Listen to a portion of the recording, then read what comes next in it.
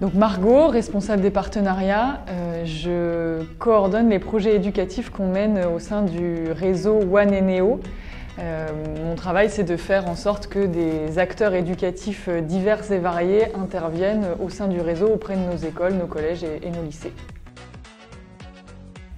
Un projet éducatif chez nous, c'est à la fois un projet qui s'appuie sur le réseau, donc qui est collaboratif. On mêle plusieurs classes qui travaillent en même temps sur un même sujet. Et ce sont aussi des projets qui ont lieu sur une année complète, généralement, ou sur plusieurs mois, pour vraiment laisser le temps aussi aux classes de travailler, de créer.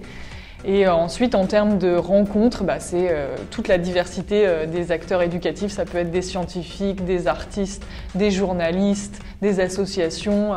Et on travaille à la fois sur du domaine culturel, scientifique, industriel ou même des grands sujets de société avec les élèves. On les implique sur tous ces sujets-là, on leur fait pratiquer toutes ces disciplines. J'ai pas une phrase comme ça qui revient tout le temps, mais je me souviens d'un moment qui m'avait particulièrement marqué. C'était sur une rencontre en ligne avec une philosophe. Ça durait 1 heure et en fait j'avais eu le malheur de placer le rendez-vous sur un horaire qui tombait pour certains pendant la récréation. Et on avait rigolé pendant le live de ce fait-là, puisqu'il y avait des classes du coup qui étaient partagées. Est-ce qu'on reste pendant le direct ou est-ce qu'on va en récréation? Et en fait, dans une classe, il y avait un micro qui était resté ouvert. Et là, on a entendu un élève qui s'était crié « Mais non, c'est mieux ça que la récréation !» Et ça, c'est vrai que quand même, quand tu entends ça, tu te dis « Bon, ça va, je peux continuer dans cette voie-là ». Dans tout ce qu'on fait ici, il y a l'envie de préparer les élèves au monde de demain. Évidemment avec le numérique, faire en sorte qu'ils puissent manipuler des outils numériques et se préparer aussi au monde professionnel de demain. Et particulièrement sur les projets éducatifs aussi, plus largement en fait, c'est aussi les préparer à un monde qui devient clairement de plus en plus complexe.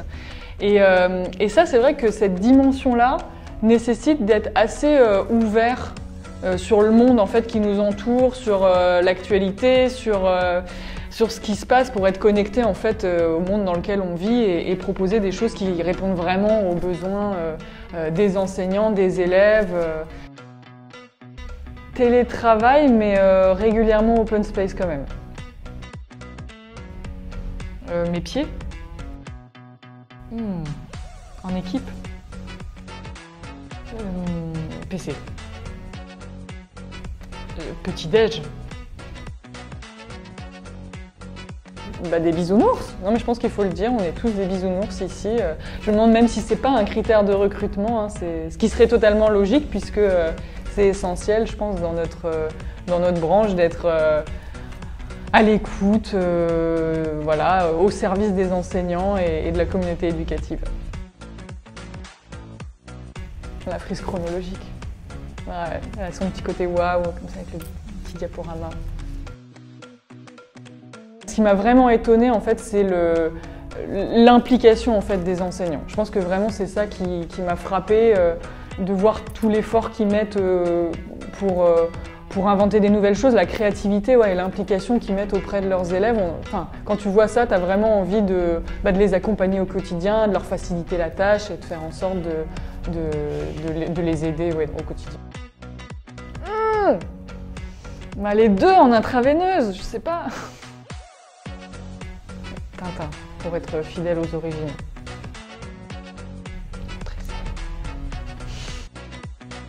Fond de la classe, mais pour l'unique raison que j'étais trop grande en fait. Donc devant, je gênais. Je retiens Madame Protin, CM2, École Molière, définitivement. J'avais pas besoin de réviser mes cours en fait avec elle.